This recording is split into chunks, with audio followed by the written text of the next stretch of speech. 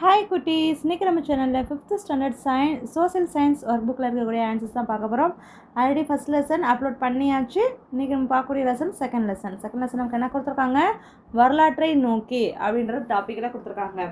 பாருங்கள், அதுக்கு முன்னாடி ஒரு காலச்சுவடி அப்படின்னு சொல்லி கொடுத்துருக்காங்களா. அந்த காலச்சுவடியில் என்ன குறிப்புகள் கொடுத்துருக்காங்கன்னு பார்த்தீங்கன்னா, கல்வெட்டுகள் அந்த காலத்துலலாம் இருந்திருக்குல்லப்பா. இந்த கோயில்கள்லாம் பார்த்தீங்கன்னா அந்த கற்களில் நிறைய எழுதி வச்சுருப்பாங்க. நீங்கள் இந்த பார்க்காதவங்கன்னா நீங்கள் அடுத்த கோயில்களுக்கெல்லாம் போனீங்கன்னா பாருங்கள். பெரிய கோயில்கள், பழங்காலத்து கோயில்கள்லாம் அந்த மாதிரி கற்கள்லையேவும் எழுத்துக்களில் எழுதி வச்சுருப்பாங்க. என்ன கொடுக்குது, என்ன குறிப்புகள் கொடுக்குது. இப்போ நம்மலாம் ஏதாவது ஒன்று எழுதுனோன்னா நோட் புக்ஸில் எழுதி வச்சு அதை ஞாபகப்படுத்திக்கிறோம் தானே. அடுத்து எப்போயாவது எடுத்து பார்க்கும்போது நம்ம படிச்சுக்கிறோம் தானே.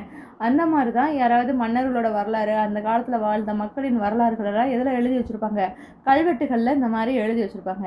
இதை அடுத்து பார்க்கும்போது அவங்களோட வரலாறு, அவங்க எப்படியெல்லாம் வாழ்ந்தாங்க அப்படின்னு சொல்லி அந்த வரலாற்றை நம்ம தெரிஞ்சுக்கலாம். சரிங்களா, அதுதான் கல்வெட்டுக்கள். பாருங்கள், நம்ம ஆன்சர் பாருங்கள். பண்டைய மனிதர்கள் வாழ்ந்த இடம், எந்த இடத்துல வாழ்ந்தாங்கன்னா காடுகளில் தான் அதிகமாக வாழ்ந்தாங்க. சரிங்களா, வேட்டைக்கு உறுதுணையாக இருந்த செல்ல பிராணி நாய் தான்ப்பா வேட்டைக்கு உறுதுணையாக இருந்தது. அடுத்து, பண்டைய மனிதர்கள் கற்கருவிகளை எதற்காக பயன்படுத்தினர்? நிறைய கற்கருவிகளெல்லாம் பயன்படுத்துகிறாங்கல்ல.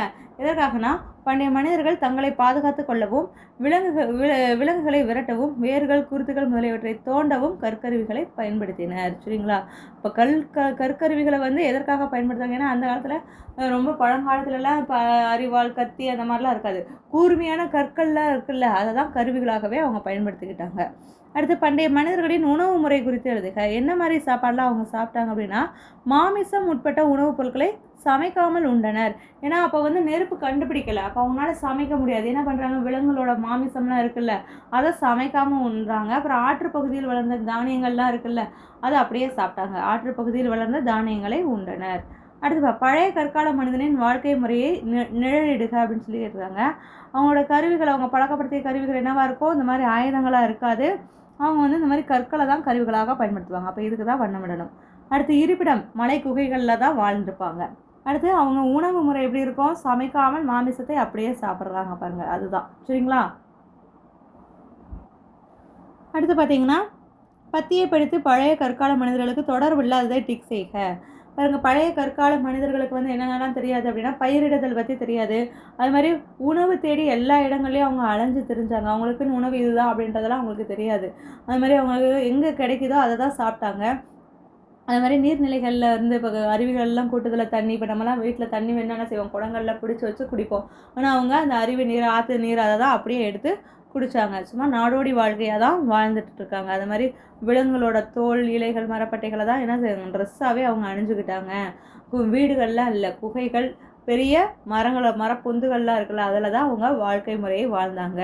அதுதான் இங்கே கேட்டிருக்காங்க. அதோட தொடர்பு இல்லாதது என்ன அப்படின்னா அதுக்கு இன்ட்டு பண்ணணும். பாருங்கள்,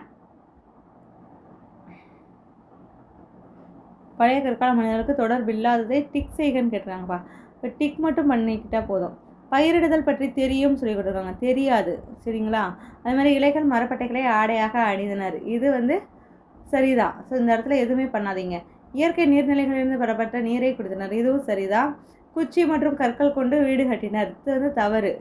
சரிங்களா, இது தொடர்பு இல்லாதது. அடுத்து, பழைய கற்கால மக்கள் நாடோடி வாழ்க்கை வாழ்ந்தனர். இது சரிதான். இந்த இடத்துல எதுவுமே பண்ணாதீங்க. இது ரெண்டும் தான் தொடர்பு இல்லாதது. எது, குச்சி மற்றும் கற்கள் கொண்டு வீடு கட்டினர் தொடர்பில்லை. பயிரிடுதல் பற்றி தெரியும், அதுவும் தொடர்பில்லை. சரிங்களாப்பா, அடுத்து பாருங்க, கொடுக்கப்பட்டுள்ள தலைப்புகளுடன் தொடர்புடைய சொற்கள் இடம்பெற்றுள்ள தொகைகளுக்கு அதே வண்ணத்தை தீட்டுக. இப்போ பாருங்க, உணவு அவங்க என்ன மாதிரியான உணவுகள்லாம் சாப்பிட்ருக்காங்க அப்படின்னா, இப்போ ப்ளூ கலராக மாமிசம் சாப்பிட்ருக்காங்க. அதுக்கடுத்து கிழங்குகளை சாப்பிட்ருக்காங்க. கீழே வேர்லேருந்து தோண்டப்பட்ட கிழங்குகளை சாப்பிட்ருக்காங்க. சரிங்களா, அது மாதிரி வேர் பகுதிகளில் இருக்கக்கூடிய உணவுகளெல்லாம் சாப்பிட்ருக்காங்க. பச்சை காய்கறிகளை சாப்பிட்ருக்காங்க. அடுத்து, அவங்க அணிந்த உடை என்னென்னலாம், தோல், விலங்குகளோட தோல் அணிஞ்சிருக்காங்க. அப்புறம் மாதிரி மரக்கிளைகள், அப்புறம் இலைகள், அதுக்கடுத்து மரப்பட்டைகள், இதெல்லாம் அவங்க ஆடைகளாக அணிஞ்சிருக்காங்க. அவங்க வாழ்ந்த இருப்பிடம் என்னதுப்பா, குகைகள்லையும் மரப்பொந்து 2 இடத்துங்கள்லையும் வாழ்ந்தாங்க. கருவி என்னெல்லாம் பயன்படுத்துகிறாங்க, எலும்புகள் இருக்குல்ல, கூர்மையான எலும்புகள், அப்புறம் மாட்டோட கொம்புகள், அதுக்கடுத்து பார்த்திங்கன்னா குச்சிகள், கற்கள் இதெல்லாமே என்னவா கற்கள்ங்க இருக்கு பாருங்க, கருவிகளாக பயன்படுத்தி கொண்டனர். சரிங்களா? அவங்க பயன்படுத்துறதெல்லாம் நம்ம கலர் பண்ணியிருக்கோம், பார்த்துக்கோங்க. அடுத்து புதிய கற்கால மனிதனோட வாழ்க்கை முறை. இப்போ பழைய கற்கால மனிதர்களுக்கு பயிரிடுதல் தெரியாது.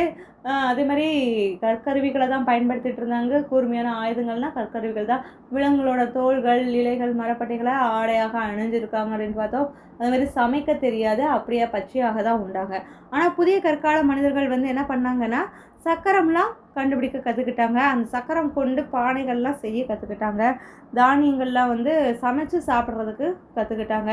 பயிரிட்டு வாழ்ந்தாங்க. ஆடு மாடுகளை மேய்த்தல் தொழில் பண்ணி வாழ்ந்தாங்க. கொஞ்சம் நாகரிகமாக வாழ பழகிட்டவங்க தான் புதிய கற்கால மனிதர்கள். பாருங்கள், புதிய கற்காலத்தில் இறுதியில் கண்டுபிடிக்கப்பட்ட உலோகம் எதுனா செம்பு.